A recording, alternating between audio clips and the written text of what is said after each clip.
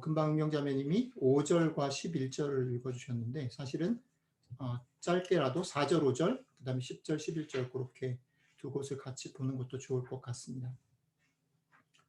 희선자매님 금방 기도 가운데 정리해 주신 거를 받아서 얘기를 조금 하자면 사실은 잠언은 계속 제가 반복해서 말씀드리는 거지만 잠언의 내용이 한 90% 정도의 분량은 인과응보적인 세계관을 말하고 있습니다. 인과응보적이라는 건 뭡니까? 게으르면 성공할 수 없다. 그리고 정직하지 않으면 당장에는 보이지 않지만 결국 망하게 되고 남의 말을 함부로 그 사람이 없는데 뒤에서 한다든지 조절하지 못하고 마구 함부로 하게 되면 결국 자기가 뱉은 그 말로 자신이 피해를 입게 된다라는 인과응보의 법칙이 작동하는 세상의 얘기를 한 90% 정도 얘기합니다. 이것을 역으로 생각해 보면 성실하고 근면하면 추수 때 기쁨으로 거두게 되고 정직하면 당장은 손해를 보는 듯 하지만 결국 인정을 받게 되고 말을 조심하고 때에 맞는 말을 하게 되면 결국은 사람들의 칭찬과 사랑을 받게 된다는 말입니다. 결국 잠언이 말하는 한 90% 정도의 말은 잠언이 말하는 90% 정도의 말 속에 있는 지혜로움이라는 것은 1차적으로 그 지혜로운 사람을 지혜롭게 행동하고 지혜로운 것을 쫓는 사람을 결국 어디로 성공으로 인도하는 그런 인과응보의 세계관 안에 있는 메시지들을 담고 있습니다. 이런 인과응보적 세계관에서는 시간의 차이는 있을지 모르겠지만 당장 결실을 보는 게 있을 수 있고 시간이 많이 걸려서 결과가 나오는 것이 있는 시간의 차이는 있을지 모르겠지만 성공과 실패의 길이 명확하고 그리고 그렇기 때문에 어떤 게 성공의 길로 가는 것이고 어떤 게 미덕인지가 분명합니다. 자, 이것은 성경 잠언의 얘기일 뿐 아니라 우리가 여러분들과 제가 살고 있는 여기 이 땅의 삶, 여기의 일상에서도 우리의 일상의 삶에 있어서도 잠언과 마찬가지로 90% 정도는 이 인과의 법칙 안에 놓여서 돌아갑니다.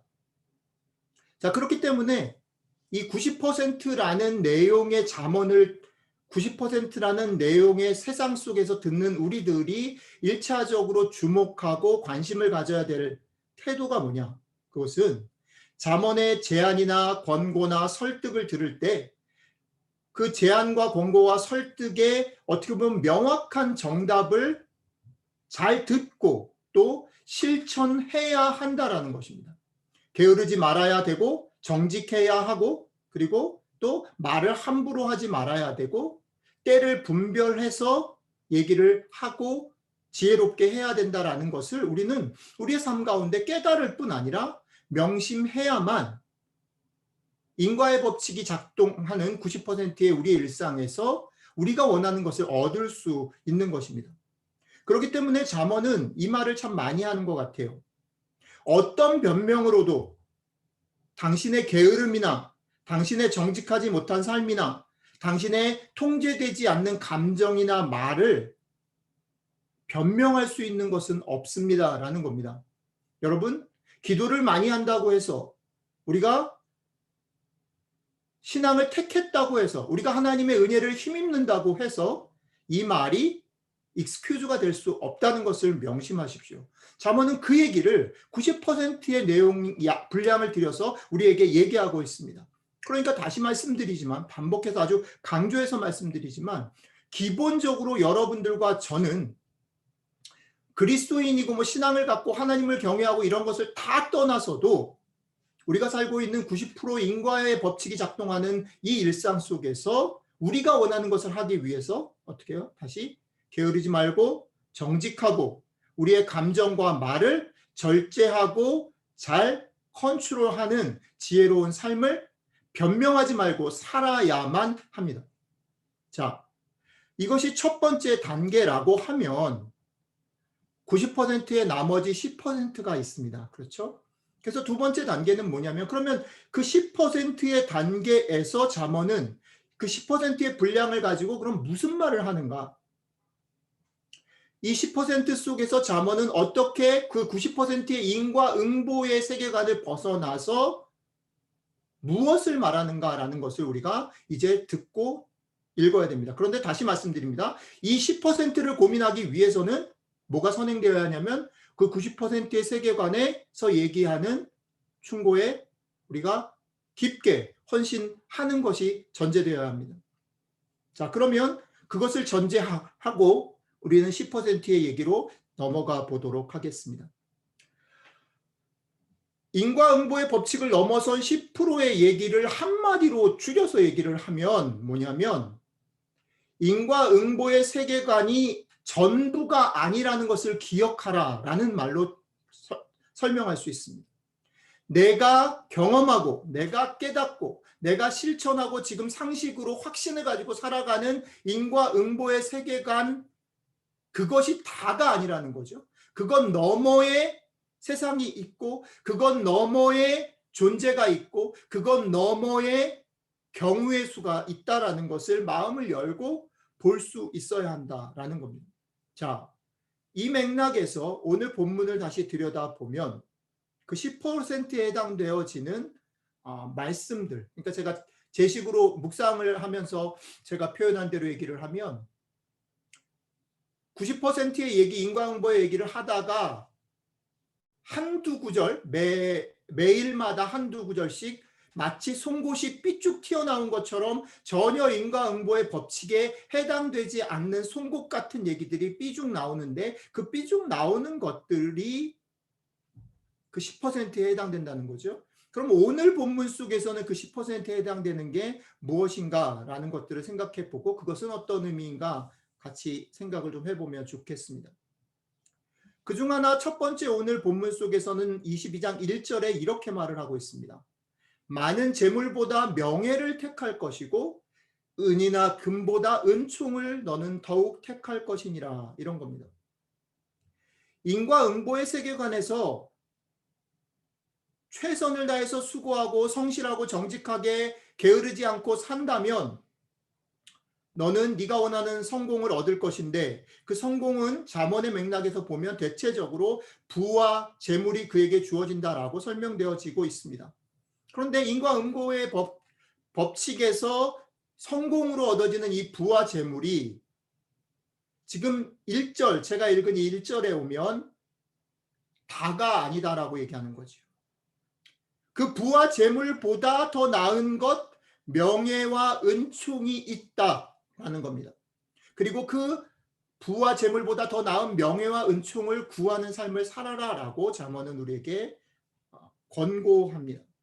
그런데 다시 말씀드리지만 이 말, 명예와 은총이 부와 재물보다 낫다라는 말을 이해하기 위해서는 잠언이 90% 동안 부와 재물이 정직과 성실과 또 감정과 말을 조절하는 지혜를 통해서 주어진다라는 말을 90% 동안 얘기하고 난 다음에 이 말을 하고 있다는 것을 다시 명심해야 합니다. 재물과 부를 얻는 것, 우리가 소원하고 원하는 것을 얻기 위해서 성실하고 최선을 다하는 삶을 살아가다 보면 우리가 원하는 것을 얻는 자리에까지 도달할 수 있는데 그 도달하고 난 후에 이제 기억해야 할 것은 그것이 다가 아니라는 거죠. 그것보다 더한 가치가 있다는 거죠. 그 더한 가치가 뭡니까? 명예와 은총이라고 잠언은 말합니다. 제가 그저께 금요일 날 묵상에 올려드린 것처럼 여기서 명예와 은총이라는 것은, 명예라는 것은 다른 사람들이 나를 인정하는 것을 말합니다. 그리고 은총이라는 것은 하나님께서 나를 돌아보시는 것을 말합니다. 그러니까 내가 이 땅 가운데서 수고해서 얻는 어떤 삶의 결과들보다 더 근본적으로 소중한 것이 있는데 그게 뭐냐면 사람들이 나를 인정하고 사람들의 마음을 얻는 것, 그리고 하나님이 나를 돌보시는 것을 누리고 깨닫는 것, 그게 내가 무언가를 수고해서 얻는 돈, 명예, 지식, 사회적 지위, 신분, 이런 것들보다 더 근본적이고 소중하다라는 얘기를 잠언이 하고 있다라는 것입니다. 그게 첫 번째 10%에 해당되는 거라면, 두 번째 구절이 있습니다. 두 번째 구절은 30절과 31절입니다. 30절, 31절을 제가 읽겠습니다. 지혜로도 못하고 명철로도 못하고 모략으로도 여호와를 당하지 못하느니라. 이렇게 말하고 있고요. 31절에는 싸울날을 위하여 마병을 예비하거니와 이김은 여호와께 있느니라 라고 잠언은 이야기합니다. 21장 30절 31절입니다. 이 말은 뭐냐면 우리가 우리의 삶 가운데 인과응보의 법칙 90%에 살면서 최선을 다해서 얻을 수 있는 것이 우리가 생각했던 것보다 제한적이라는 것입니다. 이 제한적이다라는 리밋이 있다라는 것을 설명하기 위해서 잠언은 뭘 끌어들이냐면 하나님의 전능하심과 하나님의 절대 권력이 우리가 할 수 있는 최선의 결과와 대조되어져 있다라고 우리에게 소개하고 있습니다. 자, 이것을 말씀에서 잠깐 눈을 돌려서 우리의 실제 삶, 우리의 일상으로 돌려보도록 하겠습니다. 여러분들과 제가 살고 있는 삶 속에서 대체적으로 우리의 삶은 성공을 위해서 네가 원하는 것을 얻기 위해서는 좀 더 성실하게, 좀 더 열심히, 좀 더 지혜롭게 수고해야만 얻을 수 있다라고 요구합니다. 우리가 직장에서, 우리가 학교에서, 심지어는 우리가 가정에서 아이들을 케어하고 양육하는 데 있어서도 마찬가지입니다. 부모가 아이들에게 믿음으로 아이들이 뭘 하든지 그냥 내버려 두면 어떻게 됩니까? 조마조마하지 않고 그냥 하나님이 키우실 거야 라고 내버려 두면 어떻게 됩니까? 우리 아이들은 엉망이 될 수밖에 없습니다. 그렇죠? 그건 믿음이 아니라는 거죠. 예. 시간이 지나서 겸손하게 우리는 발로 키웠어요. 우리 아이들은 하나님이 키웠어요 라고 겸손하게 말할 수 있지만 실제 삶도 그렇다면 그 아이들은 절대 제대로 클 수 없습니다. 여러분들이 학교에서도 마찬가지고 직장에서도 마찬가지입니다. 분명히 90%가 작동하는 인과응보의 세계관 속에서 우리가 일상을 살고 있다는 말은 우리의 삶 가운데 직장에서 가정에서 우리가 보냄받은 자리에서 성실하게 열심히 지혜롭게 수고해야만 합니다. 그리고 그런 수고에 대해서 약간의 시차가 있을 수 있지만 그렇죠? 그렇게 수고를 함에도 불구하고 우리 아이들이 중간중간에 말을 안 듣고 빗나갈 수 있습니다. 그 결과가 지금 당장 드러나지 않을 수 있습니다. 시간이 필요할 수 있지요.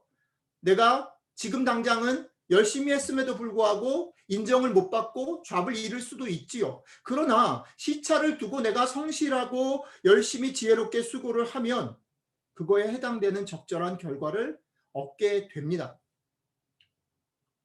한 가지는 이런 인과응보가 제대로 이루어지지 않는 사회나 공동체가 여전히 있다면 우리나라가 내가 속해 있는 공동체가 우리 교회가 이런 인과응보의 법칙이 제대로 작동되지 않는 공정하지 않은 곳, 정의롭지 않은 곳이라면 우리는 최선을 다해서 우리가 속해 있는 공동체나 사회가 정의롭고 공정한 사회가 되도록 애를 써야만 할 것입니다. 수고한 것을 그대로 받을 수 있는 사회, 그렇죠? 애를 써서 노력하는 사람들이 눈물을 흘리지 않는 사회가 되도록 애를 써야 할 것입니다. 또한 여러분들과 저는 그런 사회를 만들어 가야 할 뿐 아니라 우리 자신도 그 사회의 일원으로서 내게 맡겨준 일, 내가 해야 될 일을 정직하고 성실하고 지혜롭게 수고를 해서 그 결과를 얻는 삶을 살아야 할 것입니다. 그런데 그렇게 애를 쓰고 정직하고 성실하고 지혜롭게 산다고 하더라도 뭐가 있어요? 10%가 남아있다라는 거죠.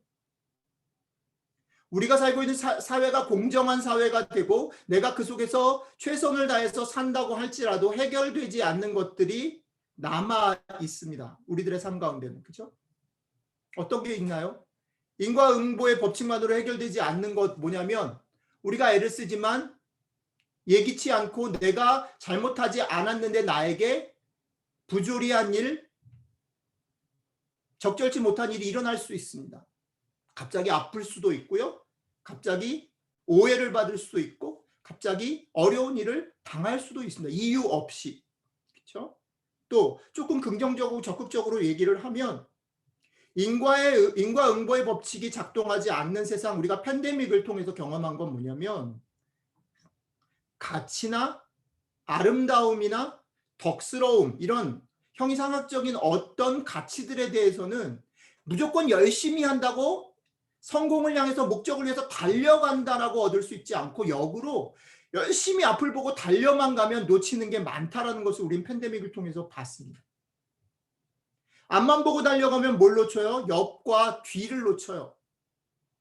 내 목표만을 보며 달려가면 뭘 놓쳐요? 멀리 보는 것을 놓쳐요. 그죠? 팬데믹이 우리에게 준 아주 귀한 선물입니다. 귀한 교훈이에요. 멈춰서지 않으면 볼 수 없는 게 있고, 다가가지 않으면 볼 수 없는 작은 것들이, 작지만 소중한 것들이 우리 가운데 너무 많습니다. 우리는 이것만이 아름답다라고 생각했는데 사실 멈춰서고 천천히 가보니까 내가 놓쳤던 많은 아름다움을 우리는 발견할 수 있었습니다. 우리의 삶 가운데 학교 공부가 원칙적인 것이 가르쳐주지 않는 복잡한 인간관계 또한 있습니다. 그렇죠? 내가 이만큼 하면 이렇게 되고 계산적으로는 분명히 이렇게 되어야 하지만, 사실은 아이들을 키워보고 사람들과 부딪혀보면 사실은 참 그 안에는 미묘하고 복잡한 일들이 너무너무 많죠. 그렇죠?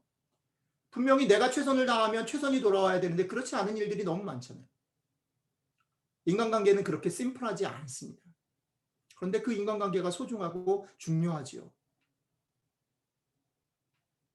또한 모두들 성공을 위해서 경쟁만 해서는 도저히 이룰 수 없는 더 소중한 가치, 더불어 삶을 우리가 경험할 수 없습니다.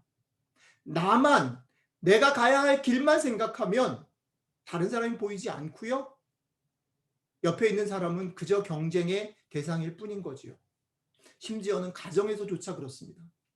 제가 팬데믹을 통해서 또 하나 요즘에 새롭게 또 깨달아가는 것, 그런 게 뭐냐면,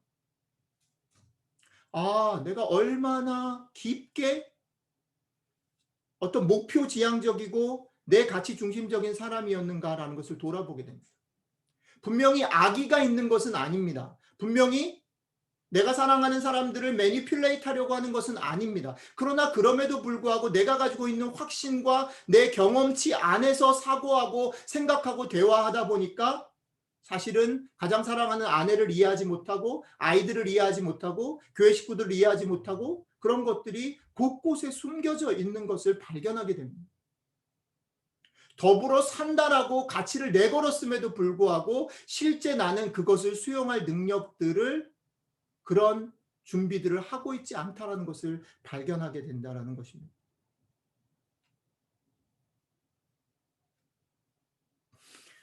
그렇기 때문에 이런 10%의 인과응보의 법칙만으로는 설명될 수 없는 이런 여러 가지 10%의 것들 때문에 잠언은 무슨 단어를 끄집어내냐면, 아까 희선자매님이 얘기했던 겸손이라는 단어를 끄집어냅니다. 겸손해야 한다. 성공해야 한다가 아니라 겸손해야 한다. 하나님은 교만한 것을 싫어하신다라는 말을 끄집어냅니다. 겸손이라는 것은 무엇이냐면, 내가 경험하고 배우고 깨달은 것, 그래서 가지게 된 나의 확신과 상식, 그것이 나를 만들어가는 것입니다. 그것은 너무너무 소중한 것이에요. 우리는 어린아이에서 어른이 되고 점점 책임감 있는 사람으로 자라납니다. 책임감 있는 사람으로 자라나기 위해서는 이런 깨달음, 이런 경험, 이런 실패와 성공들을 통해서 자기 상식과 확신들을 만들어가는 과정이 절대적으로 필요합니다. 어른이 됐음에도 불구하고 이런 경험이 없고 이런 확신과 상식이 없는 사람은 자기의 가정과 자기의 삶을 꾸려나갈 수 있는 리더가 될 수 없습니다. 그러나 잠언은 이 얘기를 하는 겁니다. 네가 그렇게 상식과 확신을 가졌다면 거기서 감사하고 그게 다라고 생각하지 말고 어떻게 해요? 다른 세상이 있음을 인정하라는 거죠. 그게 겸손이라는 겁니다. 내가 알고 있는 것 이상의 세계가 있다. 그죠? 근데 여기서 겸손의 말을 이렇게 오해할 수 있습니다. 내가 알고 내가 경험하고 내가 확신하는 것이 다가 아니라면 그럼 이게 어떻게 되지? 겸손하라는 말은 하나님이라는 존재, 절대적인 존재 앞에서 그러면 주눅 들고 눈치 보며 살라는 말인가? 이렇게 오해될 수 있습니다. 그러나 그 말이 아닙니다. 제가 몇 번 강조해서 말씀드렸던 것처럼 하나님 앞에서 겸손하라는 말은 하나님께서 새로운 세상을 맛보라고 우리를 등 떠밀고 후원하시기 때문에 그것 때문에 오히려 그 하나님의 후원을 믿고 그 세상으로 용기 있게 나아가는 것을 말합니다. 그렇죠? 하나님이 우리 가운데 우리가 경험한 것을 계속 깨면서 더 많은 것을 경험하라고 우리를 지지하기 때문에 그 하나님을 믿고 용기 있게 새로운 세상을 향해 도전하고, 근데 도전하기 위해서는 여기가 다가 아니라는 것을 열린 마음으로 볼 수 있어야 되는 것. 그게 겸손이라는 거죠. 이게 두 번째 10%에 관한 잠언의 이야기입니다. 이제 마지막 오늘 본문이 얘기하려고 하는, 오늘 아까 은경자매님이 읽어주신 그 얘기를 하고 오늘 얘기를 마무리하려고 합니다. 오늘 본문 10절 11절에서는 이렇게 말합니다. 옛날에 세워놓은 밭 경계표를 옮기지 말며 고아들의 밭을 침범하지 말아라.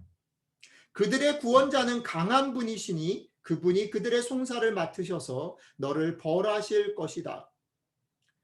아마도 처음 말, 옛날에 세워놓은 밭 경계표를 옮기지 말라라는 말은 이스라엘이 땅을 나눠 가졌을 때 여기까지는 내 땅이고 저기부터는 네 땅이다라는 경계표들을 정했다라는 거죠. 그런데 그것을 가지고 어떤 힘과 정치적인 것을 동원해서 그것을 바꿔서 더 많은 이익을 취하지 말라는 말이죠. 정직하게 행동하라는 것이죠. 자, 그 다음에 두 번째는 조금 더 나아갑니다. 고아들의 밭을 침범하지 말아라. 더 연약한 사람들이 있습니다. 힘이 없는 사람들이 있습니다. 자기의 권리를 주장하기조차 어려운 사람들이 있는데 그들을 너희들이 가지고 있는 위치나 능력으로 억압하거나 뺏지 말아라는 것이죠. 약자들을 억압하고 약탈하면 안 된다라고 잠언이 말하는 겁니다. 왜냐하면 하나님이 약자들의 편이 되셔서 그렇게 약자들을 억압하고 그들을 약탈하는 행동을 끝까지 벌하실 것이다 라고 강력하게 잠언이 말합니다. 잠언을 읽다 보면 참 재밌는 게 뭐냐면 거의 매 장마다 빠지지 않고, 전혀 사실 그 맥락이 아님에도 불구하고 빠지지 않고 튀어나오는 말 중에 하나가 뭐냐면 가난한 자들과 더불어 살라라는 말이 여러 가지 다양한 표현으로 빠지지 않고 등장하고 있습니다. 이것이 오늘 우리에게 잠언이 말하는 그 10%의 삶에 대한 세 번째 얘기입니다. 한국교회는 60년대, 70년대에 대단히 부흥을 맛볼 때에 소위 여의도 순복음교회라고 얘기하는 조용기 목사님이라고 어떻게 대표되어지는 신앙생활을 열심히 하면, 기도를 열심히 하면 복을 받는다 라는 메시지에 깊게 빠져서 그것이 교회의 메시지였던 시간들이 있었습니다. 잘 믿으면 복 받는다. 그런데 조금 생활들이 나아지고 90년대 이 정도로 더 들어오면서 그 말이 조금 바뀌었죠. 소위 김동호 목사님을 필두로 해서 이런 말들이 나오기 시작했습니다. 성공해서 남주자. 그렇죠? 열심히 최선을 다해서 살아서 그것을 베풀며 살자. 좋은 말이죠. 잘 믿으면 복 받는다보다는 훨씬 더 멋있는 말이고 훨씬 더 진보된 말입니다. 그런데 사실 잠언의 얘기는 거기보다 한 걸음 더 나간다는 거죠. 성공해서 남주자가 아니라 역으로 뒤집어서 더불어 살고 사랑하기 위해서 수고를 하고 애를 써라. 이렇게 잠언은 말하는 것입니다. 그게 맞다. 성공과 실패는 우리에게 달려있는 것이 아니니까 우리의 구호일 수 없습니다. 잠언이 말하는 것은 우리의 목표는 더불어 사랑하며 사는 것이고 그것을 위해서 우리는 지금 여기서 우리의 최선을 다해서 애를 써야 한다라고 말합니다. 오늘 말씀의 제목을 vanity and eternity라고 잡았습니다. vanity를 허망이라고 번역할 수도 있고 허영이라고 번역할 수도 있는데 저는 허망이라는 단어를 지금 상황에서는, 오늘 메시지에서는 더 적절하다라고 봤습니다. 허망이라는 것은 뭐냐면 되게 아이러니컬한 단어인데 확실하게 있는 것 같은데 훅 날아가는 것을 허망이라고 하는 것입니다. 왜 그것이 허망한 것임에도 불구하고 그것을 추구하고 그것을 놓지 못하냐면 그것이 당장 우리 눈에 확실한 모양과 색깔로 다가오고 우리 손에 확실하게 잡히기 때문에 그렇습니다. 여러분, 그런데 잠언은 오늘 못을 박아 얘기합니다. 그것은 훅 날아간다. 부자가 되려고 하지 마라. 왜? 그것은 허망한 것이기 때문에. 부자가 되는 것 자체, 재물을 얻는 것 자체를 부정하지 않습니다. 그러나 그것이 이터널, 영원하지 않다. 훅 날아가는 것이다라는 것, 그것보다 더 큰 가치가 있고 그것보다 더한 것이 있다라는 것을 명심해라라고 말하고 싶은 거죠. 그런데 왜 우리가 이 말을 선뜻 깊게 우리의 삶과 몸에 받아들이지 못하냐면 우리가 또 하나 알아야 되는 게 뭐냐면 이것은 우리에게 대단히 매력적이고 우리에게 대단히 우리의 눈과 마음과 몸을 끌고 가는 것입니다. 그러니까 여기 싸워야 되는 거예요. 그러니까 우리가 계속해서 우리 자신에게 얼러트를 해야 돼. 더 큰 세상이 있다. 다른 것이 있다. 여기에 머무르면 안 된다. 자꾸 우리의 삶과 몸에 말해야 되는 거죠.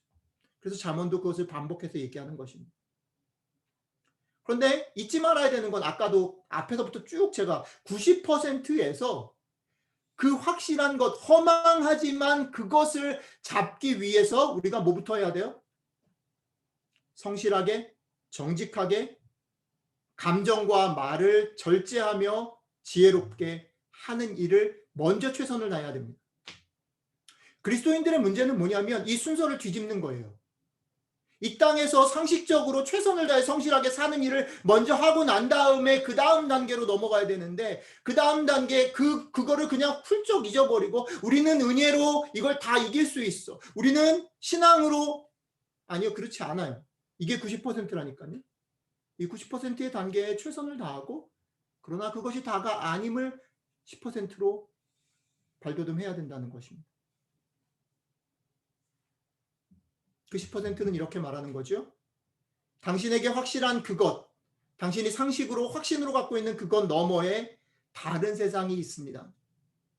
그 다른 세상을 당신의 삶과 당신의 몸에서 겸손하게 받아들이십시오. 그리고 그 받아들임을 통해서 어떻게 해요? 더불어 사랑하며 살기 위해 애를 쓰십시오. 여러분들은 그렇게 부름받았습니다. 이것이 잠언이 말하는 지혜의 핵심 내용입니다. 오늘 잠언이 여러분들과 저에게 주는 이야기입니다. 같이 기도하겠습니다. 주님, 우리가 살고 있는 인과응보의 삶 속에서 우리가 최선을 다해서 성실하고 정직하고 또 말과 감정을 절제하며 지혜롭게 사용하는 자들이 되게 도와주십시오. 그래서 우리가 90% 인과응보의 법칙 속에서 우리가 원하는 것들을 최대한으로 얻을 수 있도록 축복해 주십시오. 그러나 주님, 우리가 그 축복을 누렸을 때, 우리가 그 자리에 도달했을 때, 우리가 그런 확신을 가졌을 때에 우리가 잊지 않을 수 있도록 우리의 마음을 지켜주십시오. 그것이 다가 아니고 그 너머 세상이 있으며 그 너머 세상을 주관하시는 하나님께서 우리를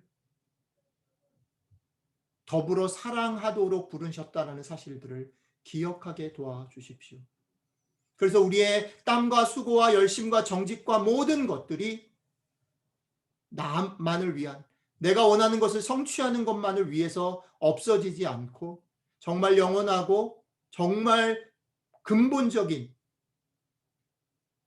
더불어 사랑하며 사는 일들을 위해 사용되게 도와주십시오. 우리를 이렇게 부르시고 우리에게 끊임없이 이 말씀을 하시는 우리 주 예수 그리스도의 이름으로 기도드렸습니다. 아멘.